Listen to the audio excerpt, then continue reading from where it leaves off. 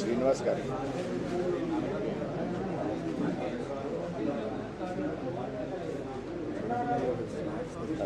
చెప్పండి సార్.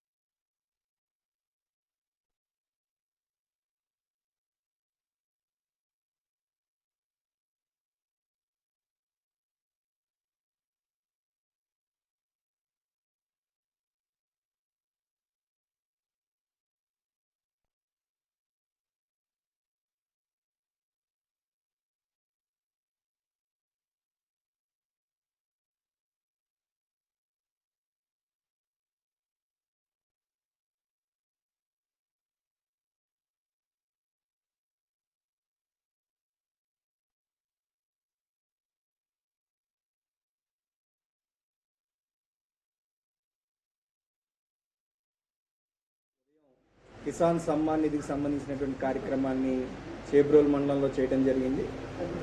అలాగే ఈరోజు ఆజాదీ కా అమృత్ మహోత్సవ్ అని మిలిటరీకి సంబంధించి ఎవరైతే యుద్ధం చేసి దేశం కోసం త్యాగాలు చేశారో, స్వతంత్ర సమరయోధులు ఎవరైతే ఉన్నారో వారిని అభినందించేటువంటి కార్యక్రమం కూడా జరుగుతుంది. దీనిలో భాగంగా ఏలూరు జిల్లాకి రాష్ట్ర అధ్యక్షులు శ్రీ సోమవీర్రాజు గారు రావడం జరిగింది. ఈరోజు వారి రాక సందర్భంగా మీ అందరితో కూడా కలిసి కొంత సమయాన్ని పంచుకోవాలని చెప్పేసి భావించడం జరుగుతుంది. దానికి సంబంధించి మీడియా సమావేశానికి ఈ యొక్క రాష్ట్ర ఉపాధ్యక్షురాలు శరణాల మాలతీరాణి గారు, అలాగే రాష్ట్ర కార్యవర్గ సభ్యులు విక్రమ్ కిషోర్ గారు, జిల్లా ప్రధాన కార్యదర్శులు కట్నేని కృష్ణప్రసాద్ గారు, కోటపల్లి కృష్ణ గారు ఈ సమావేశంలో పాల్గొన్నారు. మరి ఈ సమావేశాన్ని తీసుకోవాల్సిందిగా, పత్రికా సమావేశం తీసుకోవాల్సిందిగా రాష్ట్ర అధ్యక్షులను కోరుతున్నాను. అందరికీ నమస్కారం. ఈరోజు రాష్ట్ర మంత్రివర్యులు సివిల్ సప్లైస్ మంత్రి గారు మాట్లాడుతూ ఒక సర్వేని రాష్ట్రంలో నిర్వర్తిస్తున్నాం. అది నర్సాపురం, నంద్యాల కొన్ని సెంటర్స్ని వారు ప్రకటించారు. నర్సాపురం, నంద్యాల,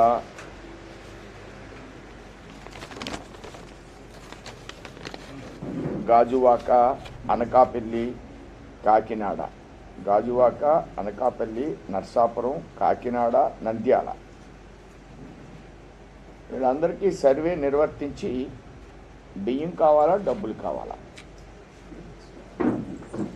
అంటే నాకు తెలిసిన ఇన్ఫర్మేషన్, నర్సాపురంలో 5,000 మందిని అడిగితే 4,000 సుమారు 4,900 మంది బియ్యం కావాలని చెప్పారు. రాష్ట్ర ప్రభుత్వం చూచాయిగా కిలో బియ్యాన్ని 15 రూపాయలు కొంటామని చెప్తున్నారు. రాష్ట్ర ప్రభుత్వం కేంద్రం ఇచ్చిన సబ్సిడీ 35 రూపాయలు, రాష్ట్ర ప్రభుత్వం 2 రూపాయలు పెడుతుంది. 1 రూపాయి లబ్ధిదారులు ఇస్తున్నారు, అంటే 38 రూపాయలు. 38 రూపాయలకి మీరు 15 రూపాయలకు కొనడం ఏంటి? ఈ బియ్యంలో విటమిన్ కలుపుతున్నారు. ప్రతి కిలో బియ్యానికి విటమిన్ కలపడం మూలంగా అదనంగా ప్రభుత్వానికి ఛార్జ్ అవుతుంది. ఆ బియ్యం మేము కొంటాం 15 రూపాయలకని ఏదైతే రాష్ట్ర ప్రభుత్వం నిర్ణయం తీసుకున్నట్లుగా మంత్రి గారు ప్రకటిస్తూ సర్వే చేస్తున్నారో ఇది పూర్తిగా అశాస్త్రీయం. ఇది పూర్తిగా ప్రభుత్వం యొక్క చేతగానితనం, ప్రభుత్వం యొక్క వ్యాపారాత్మక ధోరణి. ఎందుకు ప్రభుత్వం 10 రూపాయలు 15 రూపాయలకి బియ్యం కొంటానంటుంది? 38 రూపాయలు ఖరీదువి బియ్యాన్ని ఇప్పటి వరకు దళారులు అనేక సంవత్సరాలుగా 10 రూపాయలకి కేజీ బియ్యం కొంటున్నారు, 12 రూపాయలకి 13 రూపాయలకి. ఈ 12-13 రూపాయలు కొంటున్న బియ్యం 38 రూపాయలు ఖరీదు ఉన్నటువంటి బియ్యాన్ని ఈ బ్లాక్ మార్కెట్ నిరోధించాలి. అది చేత కాదు ఈ ప్రభుత్వానికి. అది చేత కాదు కాబట్టి నేను వాళ్ళలాగే కొంటాను, బ్లాక్ మార్కెట్లో బ్లాక్ మార్కెట్ దారుల్లాగా నేను కొంటాను అంటాడు ముఖ్యమంత్రి. ఆ బ్లాక్ మార్కెట్ని నిరోధించాలి. బ్లాక్ మార్కెట్ని నిరోధించకుండా 38 రూపాయలకి అమ్మే బియ్యం కాకుండా మంచి బియ్యం ఇవ్వాలి. 38 రూపాయలకి ఏ క్లాస్ నెంబర్ 1 బియ్యం ఇవ్వచ్చు. రైతు దగ్గర 1400 కొంటున్నారు ధాన్యం అంటే 28 రూపాయలు అవుతుంది కిలో బియ్యం, 1 కిలో బియ్యానికి. దానికి 38 ఇస్తున్నారు. ఈ విధంగా మీరు బియ్యాన్ని, మంచి బియ్యం అమ్ముకోనటువంటి బియ్యాన్ని మీరు ఇవ్వాలి ప్రజలకి. ఎందుకు బియ్యాన్ని అమ్మేస్తున్నారు? మీరు పనికిమాలిన బియ్యం ఇవ్వడం మూలంగా అమ్మేస్తున్నారు. దీంట్లో మిల్లర్స్, ఎక్కడో కాకినాడలో అద్భుతమైన మిల్లు ఉంది, ఆయనకి భీమవరంలో కూడా ఒక మిల్లు ఉంది. ఈ భీమవరం మిల్లులో ఏం చేస్తున్నాడంటే రీమిల్లింగ్ చేస్తున్నాడు, ఈ రీసైక్లింగ్ చేస్తున్నారు. రాష్ట్ర ప్రభుత్వం ఇప్పుడు ఇచ్చినటువంటి వెహికల్లో బియ్యం కలెక్షన్ పాయింట్స్, అవి ప్రజలకు సేవ చేసే పాయింట్స్ కాదు. 10 రూపాయలకి వెహికల్లోనే కొనేస్తున్నాడు బియ్యం వాళ్ళ దగ్గర. ఫర్ యువర్ కైండ్ ఇన్ఫర్మేషన్, ఇది ఒక స్కీమ్ అట. ఈ వెహికల్స్ పెట్టడం అనేది ఒక స్కీమ్, బియ్యం కొనే స్కీమ్ ఇది. పేదవాడి దగ్గర నుంచి బియ్యం కొనే స్కీమ్ ఇది 10 రూపాయలకి. ఇప్పుడు మేము అఫిషియల్గా 15 రూపాయలు ఇస్తామంటున్నాను. నేను అంటున్నా, నువ్వు పరిపాలన చేస్తారా మీరు ముఖ్యమంత్రి గారు? బ్లాక్ మార్కెట్ని అరికడతారా ముఖ్యమంత్రి గారు? లేకపోతే మీరు కూడా బ్లాక్ మార్కెట్లో కొన్నట్లు అది నిరోధించలేక మీరు కూడా బియ్యాన్ని 38 రూపాయల బియ్యాన్ని 15 రూపాయలు కొంటున్నారా? మీరు సమాజానికి సమాధానం చెప్పాలి. మీరు వ్యాపారస్తుల ఈక్వల్ టు బ్లాక్ మార్కెటింగ్ సంబంధించినటువంటి వ్యక్తుల ఆలోచనతో బియ్యాన్ని కొంటున్నారా? బ్లాక్ మార్కెట్ నిరోధించలేకుండా బ్లాక్ మార్కెట్ ద్వారా ఆలోచనతో మీరు బియ్యం కొనే వైఖరిని బీజేపీ తీవ్రంగా వ్యతిరేకిస్తూ సమాధానం వేళ మీరు రూలర్సా, పరిపాలకుల వ్యాపారస్తుల? రూలర్సా, ట్రేడర్సా? ఏమి ట్రేడర్స్ మీరు? ఇది ఈవేళ సమాజానికి సమాధానం చెప్పాలని బీజేపీ డిమాండ్ చేస్తూ, అయితే మంచి బియ్యం అన్నా ఇవ్వండి 38 రూపాయలకి, లేదా 38 రూపాయలు ప్రజలకు ఇవ్వండి కిలో బియ్యానికి. అంతే తప్ప 15 రూపాయలకు కొనేటువంటి నైతిక హక్కు ప్రభుత్వానికి లేదు. ఎందుకు కొంటున్నారు మీరు? వ్యాపారం చేయాలనుకున్నాడా పేదవాడితో? ఈ బియ్యాన్ని రీమిల్లింగ్ చేసి ఫారెన్ ఎక్స్పోర్ట్ చేయాలనుకున్నది ప్రభుత్వం. పేదవాడి దగ్గర నుంచి 18 రూపాయలు అదనంగా 38 రూపాయల బియ్యాన్ని 15కి ఇస్తే ఎంత వేరియేషన్ ఉంది? అంత డబ్బు మీరు వెనక్కి తీసుకోవాలనుకుంటున్నారా? ప్రభుత్వం బ్లాక్ మార్కెటింగ్ తరహాలో మీరు కూడా ఆ విధానమైనటువంటి రూట్లో మీరు వెళుతున్నారా? దీన్ని గట్టిగా బుద్ధి చెప్తాం ఈ ప్రభుత్వానికి. ఇలాంటి ఆలోచన నుంచి వెంటనే విరమించుకోవాలని బీజేపీ డిమాండ్ చేస్తుంది.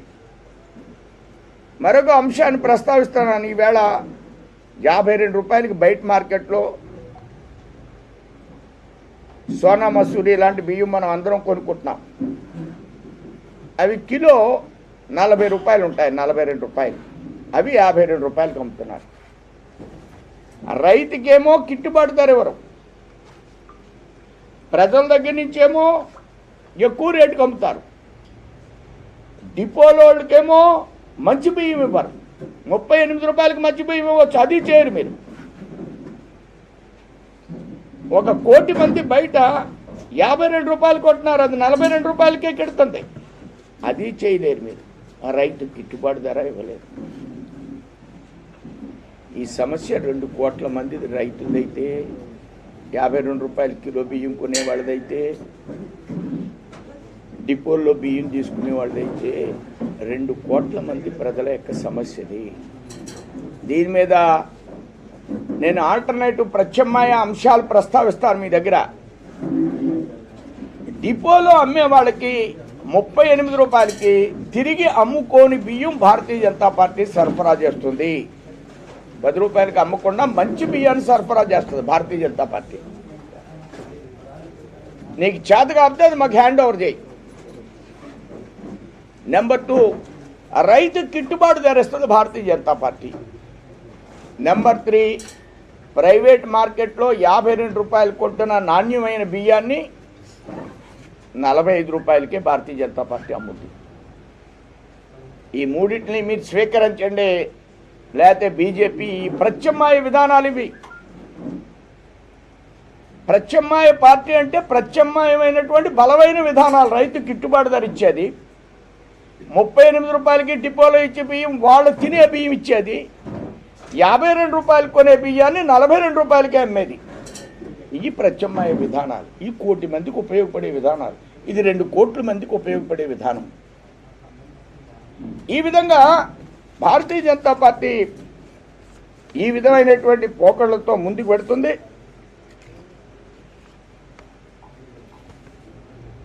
ఈ ఆహార భద్రతా స్కీమ్ని భద్రతగా భావించకుండా దాన్ని మంగళం పాడే విధంగా 15 రూపాయలు కొనేసుకొని అనడం ప్రభుత్వం యొక్క దివాళా కోరుతనానికి నిదర్శనం. ఈ యొక్క సివిల్ సప్లై డిపార్ట్మెంట్, మిల్లర్సు చేతిలో ప్రభుత్వం కీలుబొమ్మ. సివిల్ సప్లై డిపార్ట్మెంట్, మిల్లర్స్ యొక్క చేతిలో కీలుబొమ్మ. మిల్లర్సు విదేశాలకి పంపిణీ చేసే కుట్రలో Krishnapatnam port, Visakhapatnam port, Kakinada port అడ్డాలుగా మారి సివిల్ సప్లై కార్పొరేషన్ చైర్మన్ ఒక ఎమ్మెల్యే నాన్న, రైస్ మిల్లర్స్ అసోసియేషన్ ప్రెసిడెంట్ గతంలో, అతను వేశారు ఇందులో. మరి ఇంతకంటే గొప్ప విషయాలు ఏం జరుగుతాయి?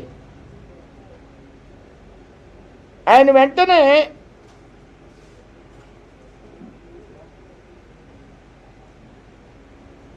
ఆ రా రైస్ని తయారు చేయాలి. పశ్చిమ గోదావరి జిల్లాలో రా రైస్ మిల్లింగ్ జరగాలి. అయితే ఆ రా రైస్ బదులు డిపో బియ్యాన్ని, రేషన్ బియ్యాన్ని సన్నాలుగా మారుస్తున్నారు. వీటి వెనుక ప్రభుత్వం యొక్క పెద్దల హస్తం ఉంది. ఇదంతా అవినీతి. ఈ అవినీతి మూలంగా ప్రజలు ఈ విధంగా నష్టపోయే పరిస్థితిని నేను మీకు వివరించడం కోసం ప్రయత్నం చేశాను. అలానే జగన్ గారు ఈవేళ వారి పత్రికలో చాలా మంచి వార్త వచ్చింది.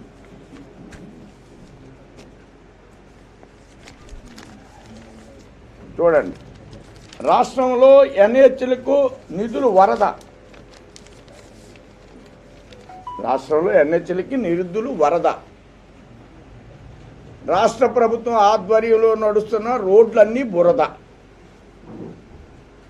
మా అద్దాలో వాళ్ళు గోతులు మయం. ఎంత డబ్బు వచ్చిందో అనేది అద్భుతంగా రాశారు, నిజాలు రాశారు ఇందులో. ఎక్కడ ఒక రోడ్డు వేయదు. మీకు నల్లజర్ల రోడ్డు అద్భుతంగా అయిపోయింది, నల్లజర్లో రోడ్డు అద్భుతంగా అయిపోయింది. మరలా ఎన్ని రోడ్లు వచ్చినాయంటే మీ జిల్లాలో చూడండి.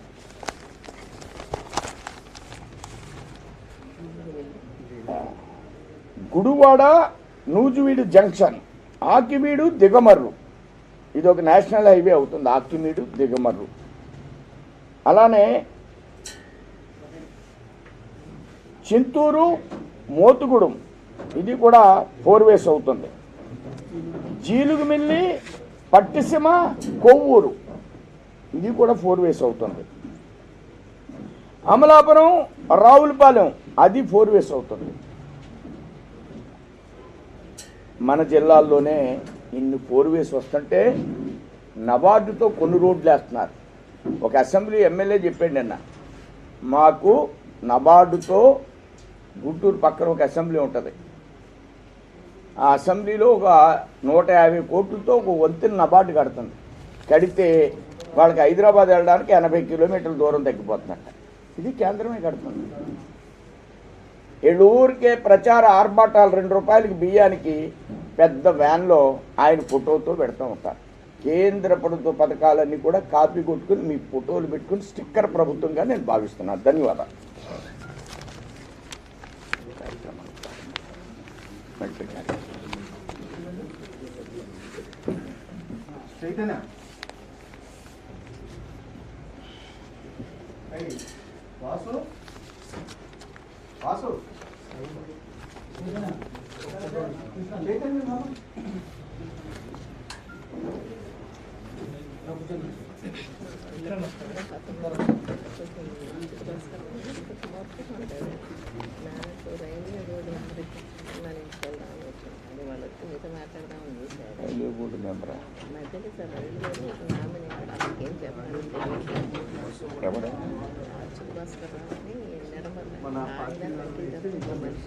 సన్మానం చేయాల్సిన వాళ్ళు పెద్దలు ఎవరైతే వచ్చారో వారిని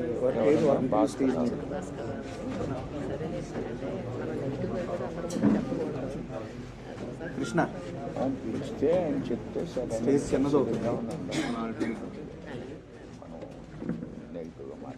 అలాగే వాళ్ళ తరఫున ఎవరిని కలవాలి,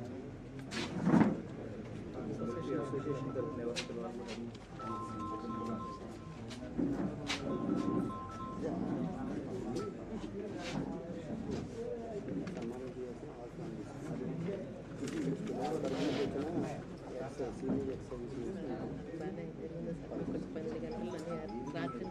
లేట్ అయింది, అయినా బాగానే ఉన్నారు రైతులందరూ మీటింగ్ అయ్యే వరకు.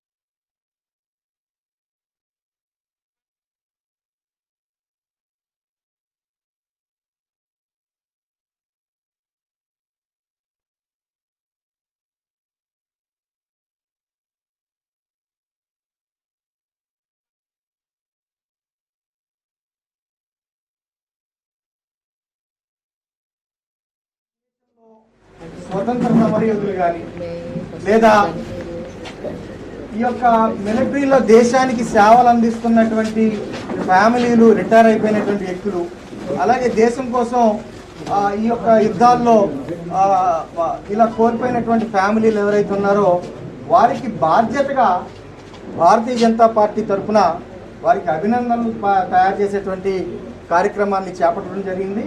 దానికి ముఖ్య అతిథిగా రాష్ట్ర అధ్యక్షులు శ్రీ సోమవీర్ రాజు గారు మరి ఇక్కడికి విచ్చేసి ఉన్నారు.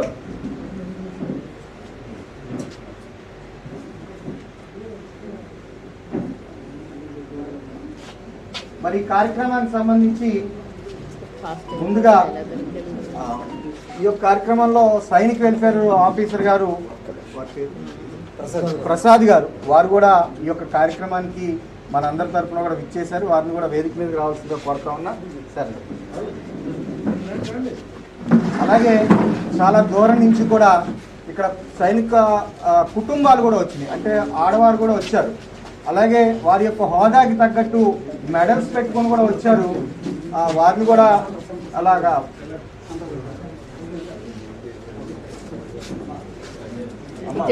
వాళ్ళందరినీ ఇలా రండి అమ్మా, ఎవరైతే ఉన్నారో వాళ్ళు ఇక్కడికి రండి.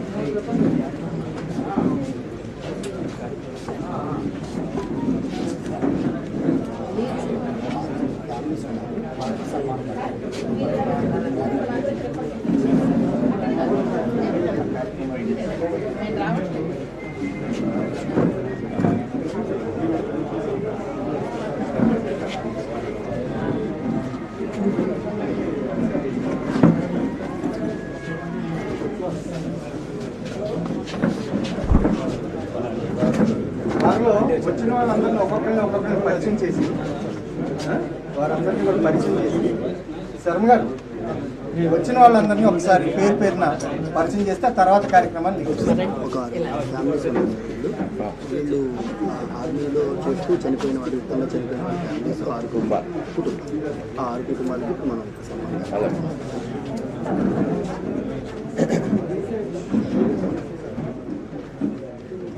ఈరోజు పార్టీ తరఫున 2 ప్రధానమైనటువంటి అంశాల్ని కార్యరూపంలో పెట్టడం జరిగింది. ఒకటి, దేశాన్ని రక్షించేవాళ్ళు, అలానే స్వతంత్రం కోసం పోరాటం చేసిన వాళ్ళు. స్వతంత్రం వచ్చిన తర్వాత వీర జవాన్లు మన బోర్డర్లో ఉంటూ మనల్ని రక్షిస్తున్నారు. వారి ఉభయలకు కూడా ఆజాదీ కా అమృతోత్సవ సందర్భంగా, స్వతంత్రం వచ్చి 75 సంవత్సరాలు అయిన సందర్భంగా వారిని యువమోర్చా వాళ్ళు సత్కరించడం, 2 కిసాన్ మోర్చా వాళ్ళు కూడా ఈవేళ ఆర్గానిక్ ఫార్మర్స్ని, దేశానికి ఆహారం పెడుతున్న వాళ్ళని, వారిని సన్మానించడం, ఈ 2 కార్యక్రమాలు పార్టీ తరపున చేస్తున్నాం, నిర్వర్తిస్తున్నాం. అందరికీ నమస్కారం. ఈరోజు ఈ కార్యక్రమానికి అధ్యక్షత వహిస్తూ రాష్ట్ర బీజేపీ అధ్యక్షులైనటువంటి శ్రీ సోము వీర్రాజు గారు, అలాగే జిల్లా అధ్యక్షులైనటువంటి సుధాకర్ కృష్ణ గారు, యువమోర్చా అధ్యక్షులు చైతన్య గారు, అందరూ మన మిత్రులందరికీ కూడాను నా హృదయపూర్వక నమస్కారం. నేను ఒక మాజీ సైనికుడిని. నేను 18 సంవత్సరాలు ఇండియన్ ఎయిర్ ఫోర్స్లో పనిచేసి 1965, 1971 2 యుద్ధాల్లో పాల్గొని బయటకు వచ్చి తర్వాత నేను వేరే స్టేట్ బ్యాంకులో కూడా పనిచేసి రిటైర్ అయిపోయాను. నాలాంటి మిత్రులు నాకు చాలామంది ఉన్నారు ఇక్కడ. నాలాగానే చాలా కాలం పనిచేసి 2 యుద్ధాల్లో పాల్గొన్న వాళ్ళు కూడా ఉన్నారు. ఎంతో శ్రమకు ఓర్చి ఎన్నో త్యాగాలు చేసి ఆఖరికి కుటుంబాలను కూడా వదిలిపెట్టి యుద్ధాల్లో పాల్గొన్న వాళ్ళు ఉన్నారు. వారి అందరి యొక్క శ్రమ కానీ త్యాగాన్ని కానీ మీరు విలువ కట్టలేరు. అది అసాధ్యమైన పని. అంత కృషి చేసినటువంటి మిత్రులందరూ కూడాను వారి సేవల్ని, వాళ్ళ త్యాగాల్ని గుర్తించి ఈ రోజున రాష్ట్ర మోర్చా, యువమోర్చా, బీజేపీ యువమోర్చా వారు దీంట్లో భాగంగా, వారి యొక్క కార్యక్రమంలో భాగంగా వీరిని సన్మానించాలని అనుకోవడం చాలా మంగళకరమైన విషయం, చాలా శుభకరమైన విషయం. ఈ సందర్భంగా నేను వచ్చినట్టు మిత్రులందరినీ కూడా పరిచయం చేస్తాను. ఒకసారి పేరు పైన ఒకసారి చెప్తాను, వినండి. బండారు సుబ్బారావు, వీరు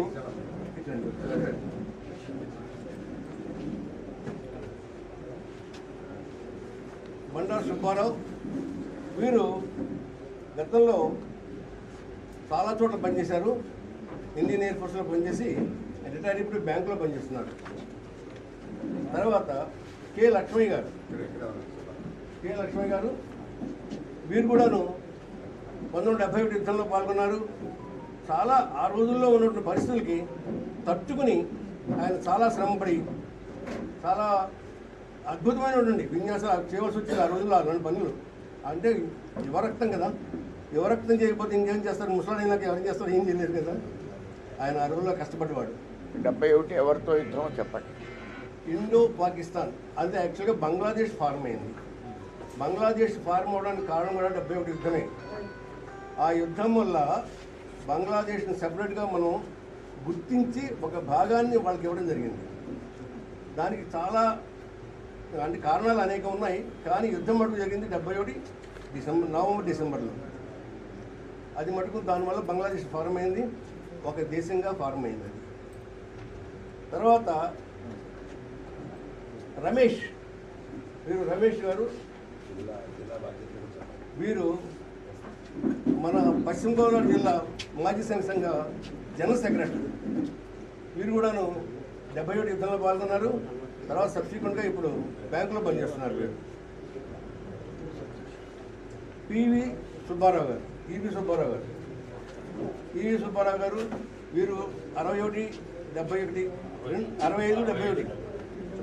65 యుద్ధాల్లో 2 పాల్గొన్నారు. వీరు కూడా గంగని కూడా చెప్పి దగ్గరే ఆ ఊళ్ళో ఉంటారు, ఆ గ్రామంలో. తర్వాత 68 యుద్ధం 65 యుద్ధం చైనా కాదండి, పాకిస్తాన్. అది కూడా పాకిస్తాన్. అయూబ్ ఖాన్ లాల్ బహదూర్ శాస్త్రి మన ప్రైమ్ మినిస్టర్. ఆ యుద్ధం తర్వాత ఆయన తాష్కెంట్లో చనిపోయారు. చంపబడ్డారని ఆ బాధ మాకు తెలుసు, నేను అర్థం చేసుకోగలను. లాహోర్లో జెండా పెట్టించి బ్యాంకులో పనిచేసి గతంలో 2 సార్లు ఆంధ్రప్రదేశ్ ప్రభుత్వం నన్ను ఉత్తమ రైతుగా సన్మానించింది. కిసాన్ జవాన్లు 2 చేశారు. Cocoa, palm oil, sandalwood and red sandalwood produce చేస్తున్న సంవత్సరానికి 15 లక్షల జీడిపి కంట్రిబ్యూషన్ మై సైడ్. ప్రభుత్వానికి 15 లక్షలు సంవత్సరానికి. వారికి సొంత వ్యవసాయం అనమాట. గంగని కూడా బాగా చేస్తారు. తర్వాత ఆదినారాయణ గారు వీరు కూడా 71 యుద్ధంలో పాల్గొన్నారు. వీరి తర్వాత మరొక విషయం ఏంటంటే ముఖ్యంగా చెప్పాల్సింది దీని గురించి, యోగాసనాచార్య. ఆయన అందులో పిహెచ్డి చేశారు, యోగాలో పిహెచ్డి చేసి ఈ రోజు అనేక కార్యక్రమాలు లయన్స్ క్లబ్ కానీ, లేకపోతే వేరే రోటరీ క్లబ్ కానీ, లేకపోతే వేరే ఎడ్యుకేషన్ ఇన్స్టిట్యూషన్స్ కానీ, ఎక్కడైనా కానీ అనేక యోగా కార్యక్రమాల్లో పాల్గొని వాళ్ళందరికీ కూడా మార్గదర్శనం చేస్తుంటారు. ఈయన అదన్నీ ఏం డబ్బులు ఏం తీసుకోవడం ఫ్రీ ఆఫ్ కాస్ట్ చేస్తారు. పైగా చాలా ఉచితంగా కూడా చాలామందికి ఎన్నో నేర్పుతుంటారు. ఆయన యొక్క సర్వీసెస్ చాలామందికి తీసుకున్నారు ప్రస్తుతం. హిందీ నేర్పుతారు, యోగా నేర్పుతారు. తర్వాత జె నాగేశ్వరరావు గారు వీరు కూడాను 71 యుద్ధంలో పాల్గొన్నవారే. తర్వాత సబ్సిక్వెంట్గా వచ్చి వారు కూడా స్టేట్ బ్యాంక్ ఆఫ్ ఇండియాలో పనిచేసి రిటైర్ అయిపోయి ప్రస్తుతం ఒక పీస్ఫుల్ లైఫ్ నడుపుతున్నారండి. తర్వాత ఆర్జీ రమేష్ ఈయన కూడా 71 వార్లో పాల్గొన్నవారే. తర్వాత ఈయన ఒక మంచి వాకర్స్ అసోసియేషన్ మెంబర్.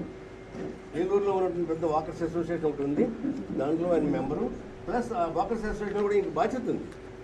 ఆ బాధ్యత నిర్వహిస్తూ ఆ వాకర్స్ అసోసియేషన్ వాళ్ళందరికీ కూడా స్ఫూర్తిదాయకంగా ఉంటాడు. భాస్కర్ ఈయన జిల్లా మాజీ సంఘానికి కోశాధికారి. ఈయన కూడాను చాలా యాక్టివ్ పార్ట్ తీసుకుంటూ ఉంటాడండి. ఎక్సలెంట్గా మంచి వర్క్ చేస్తుంటాడు, ఎక్సలెంట్ వర్కర్. తర్వాత నారాయణ గారు, అచ్యుతనారాయణ గారు 71 అంటే ఇప్పుడు 50 ఏళ్ళు. ఈయన కూడాను 71 వార్లో పాల్గొన్నారండి. తర్వాత స్టేట్ బ్యాంక్లో కూడా పనిచేశారు. వీరు చాలా కాలమ్స్ రాస్తుంటారు. ఈయనకు చాలా అదొక అధ్యయనం ఉంది, బాగా రాయడం అనేది రాస్తుంటారు. ఆ విధంగా చాలామందికి ఈయన సుపరిచితులు.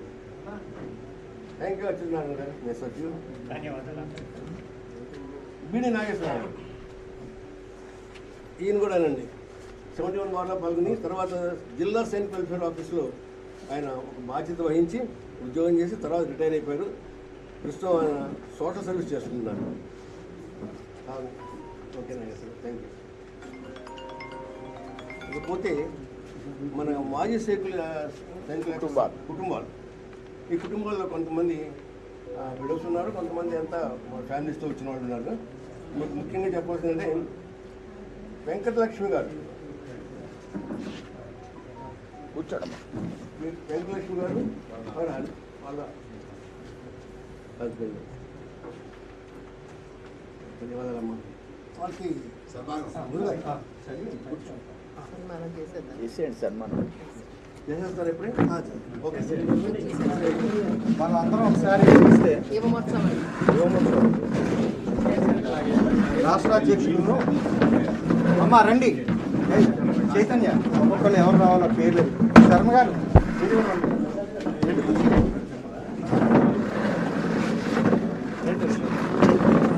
అమ్మ ఇలా వచ్చి కూర్చోండి.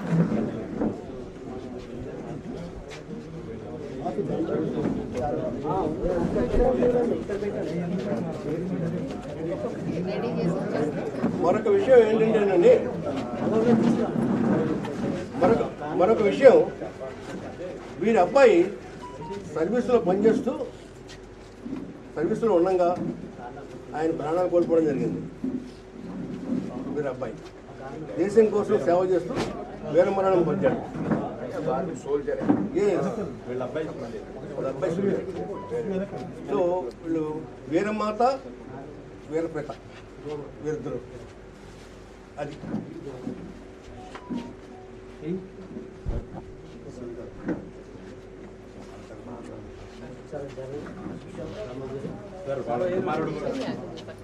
వాళ్ళ బాబు కూడా ఉన్నాడు.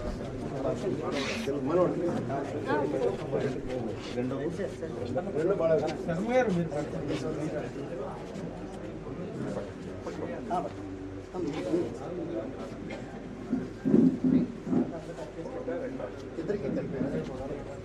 చెప్పాలి.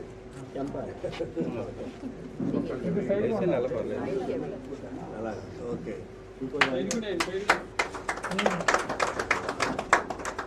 వారి యొక్క రెండో అబ్బాయి అండి అతను, వీరి యొక్క రెండో కుమారుడు. సోలియర్ బోర్డులో పనిచేస్తున్నాడు అతను, అక్కడే ఉన్నాడు ఏలూరులోనే. ఆయన రెండో అబ్బాయి. నువ్వేం చేస్తావో మాజీ సైనికులు సేవ చేస్తారు.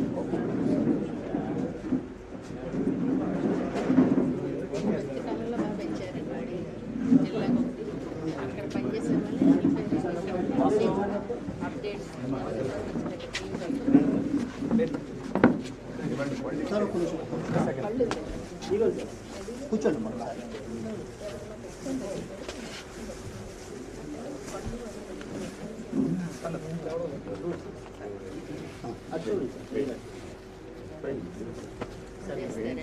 పడిపోతాయి.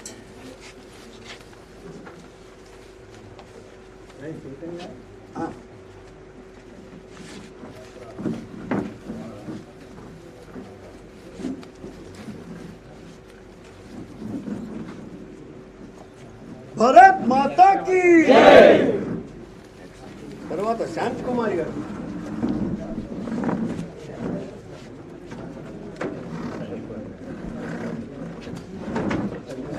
వీడు వారి విడవ అండి. వారి భర్త ఆ యుద్ధంలోనే వెళ్ళిపోయారు. భర్త వారి విడవ ముందు షాల్ తీస్తే ముందు షాల్ కాబట్టి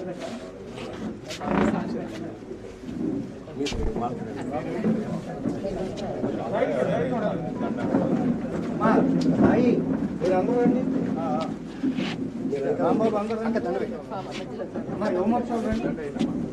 చౌదరి గారు మనాడు కూడా పడి జనకరండి.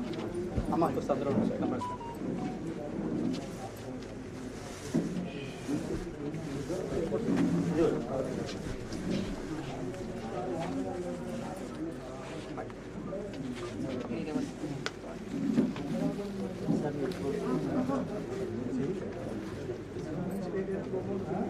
भारत माता की भारत माता की भारत माता की भारत माता की బాలాజీ గారు బండారు బాలాజీ గారు వీళ్ళు ఇద్దరు చెప్తున్నారండి.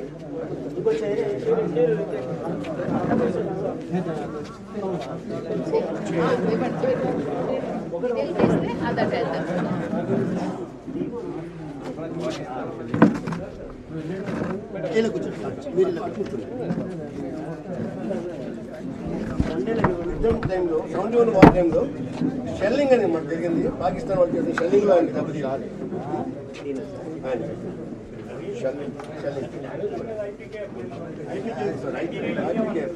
శ్రీలంక జరిగింది. తెలిసే ఉంటుంది. రాజీవ్ గాంధీ టైంలో ఐపీకే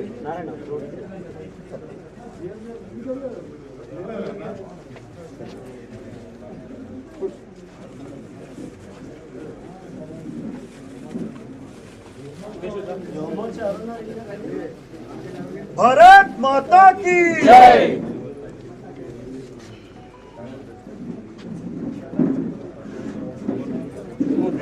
పిల్లల వాళ్ళకి నమస్కారం పెట్టండి.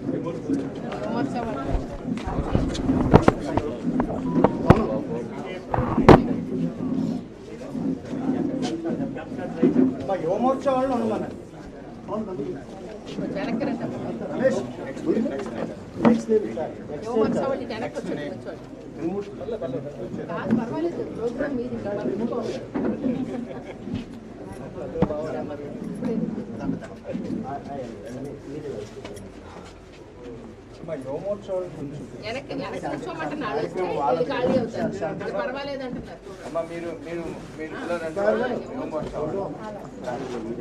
వీరి పేరు త్రిమూర్తులు అండి. వీరు ఐపీఎఫ్ లో అదే శ్రీలంక జరిగినటువంటి దాంట్లో ఆ గన్ షాట్ తగిలింది వారికి. గన్ షాట్ తగిలి వారికి ఇంజూర్ అయ్యారు. అయినా కూడా తన శక్తివంచన లేకుండా ఆయన పనిచేసే ఆ రోజుల్లో ఆయన తర్వాత బయటికి రావడం జరిగింది. ఆ సర్వీస్ పంపించేసింది మెడికల్ గ్రౌండ్స్ మీద. ఆ విధంగా బయటకు వచ్చారు. త్రిమూర్తులు గారు ఆయన, వారి శ్రీమతి.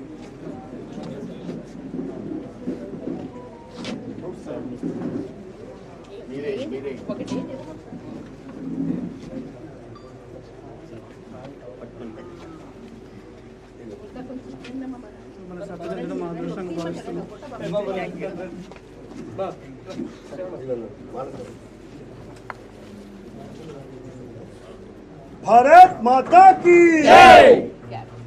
भारत माता की जय। भारत माता की जय। తర్వాత డి భాస్కర్ గారు, దేవినేని భాస్కర్ గారు, వీరు కూడా 71 వారండి.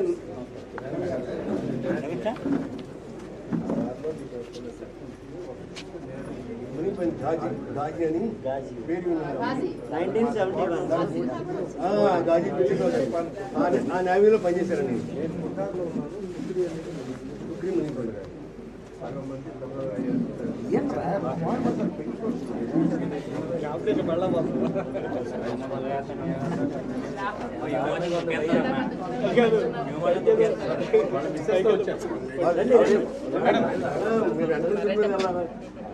ఒక అడుగు ముందు ఉండాలి. చాలా యాక్టివ్ అండి లేడీ. ఆయన కన్నా యాక్టివ్ అండి. Hyper active. Even I know this couple అనమాట. ఆల్మోస్ట్ 30 years పట్టింది. More than 30 years.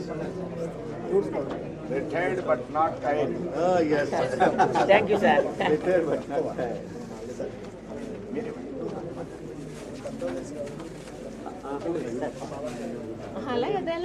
కార్యక్రమం మీది. भारत माता की जय।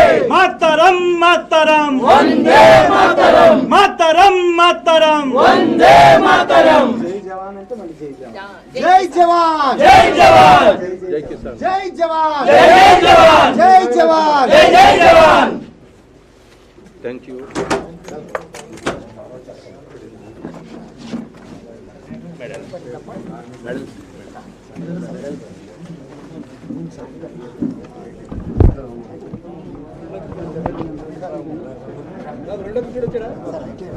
లాస్ట్